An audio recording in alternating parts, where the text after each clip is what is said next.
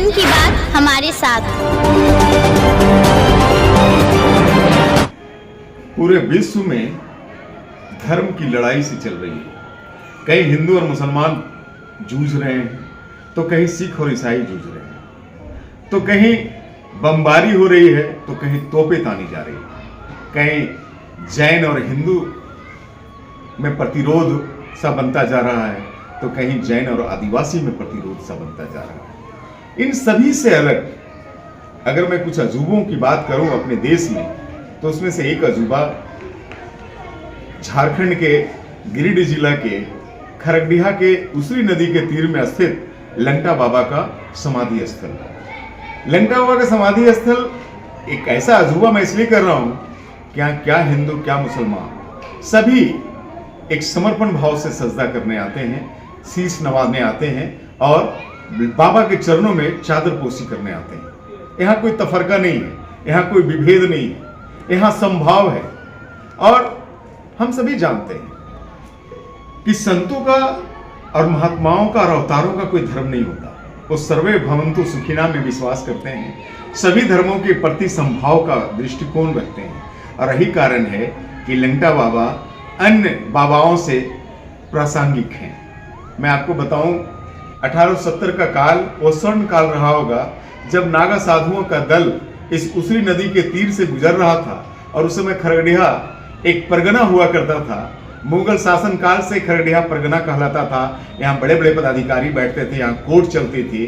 तो उस समय पता नहीं उन नागा साधुओं की टोली से लंगेश्वरी बाबा, जिसे हम अभी लंगटा बाबा कहते हैं, उनको क्या इच्छा हुई कि वो इसी प्रांगण में जहाँ कभी थाना हुआ करता था अपनी धुनी रमाने बैठ गए और तब से वो वहीं होके रह गए। इसके बाद 1910 में जब ये समाधि लीन हुए तो कई स्थानों पे देखे गए, चाहे आप साई खेड़ा की बात करें, नागपुर की बात करें, चाहे हम जम्मू कश्मीर की बात करें, चाहे हम देवघर की बात करें। इन सारी चीजों से प्रतीत होता है कि लंगटा बाबा भगवान शिव के अवतार से वो वामदेव कहलाते थे।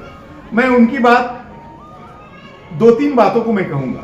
वो कहते थे कि सब सत्य है।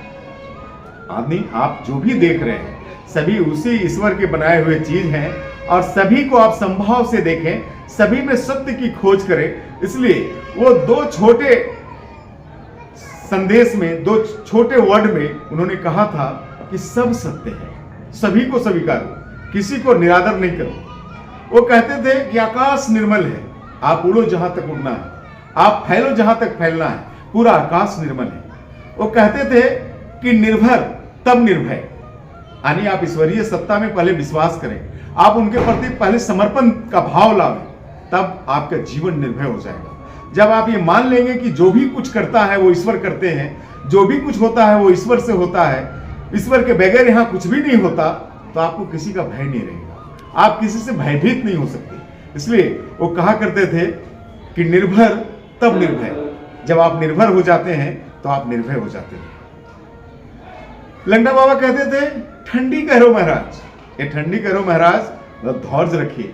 जीवन में उतार और चढ़ाव लगा रहता है, कभी सुख आएंगे तो कभी दुख आएंगे, लेकिन आपको धैर्य के साथ रहना चाहिए, आप ठंडा होकर के रहना चाहिए, अवसर की तलाश करनी चाहिए। तो लंगटा बाबा के जो संदेश है, जो 2-2 वाक्यों का, 2-2 शब्दों का जो संदेश है, उन संदेशों से कई ग्रंथ लिखे जा सकते हैं। इसलिए आज जरूरी मैं ये समझता हूं कि हम चाहे जितना आडंबर करें, हम चादर चढ़ावें या ना चढ़ावें, लेकिन हम लंगटा बाबा का जो उपदेश है, लंगेश्वरी बाबा ने जिन बातों को कह के गया है, जो संदेश दे करके गए हैं, हमें उनका मर्म समझना चाहिए। हमें उनके मर्म को समझ करके उसके अनुसार अपने जीवन को ढालना चाहिए और जीवन को उनके कहे, उनके शब्दों के अर्थ के अनुसार अपने को रूपांतरित करना चाहिए। मैं समझता हूं कि लंगेश्वरी बाबा या लंगटा बाबा की सच्ची जो भक्ति है वो तभी पूर्ण होगी। वैसे तो लंगटा बाबा के नाम से इस पूरे क्षेत्र में कई संस्थाएं हैं, चाहे हम लंगटा बाबा हाई स्कूल की बात करें, लंगटा बाबा कॉलेज की बात करें, लंगटा बाबा के नाम से कई फैक्ट्रियां हैं अपने यहाँ, लंगटा बाबा के नाम से कई संस्थाएं हैं यहाँ। लेकिन यदि हम उनके कहे अनुसार, उनके उपदेश के अनुसार अपने चरित्र को चरितार्थ ना करें, तो मैं समझता हूँ कि ये भक्ति थोड़ी अधूरी रहेगी। इसलिए लंगटा बाबा के कहे जो शब्द थे, सब सत, ठंडी करो महाराज, निर्भर तब निर्भय, इन चीज़ों को आज की तारीख में बहुत ज़्यादा समझने की आवश्यकता है।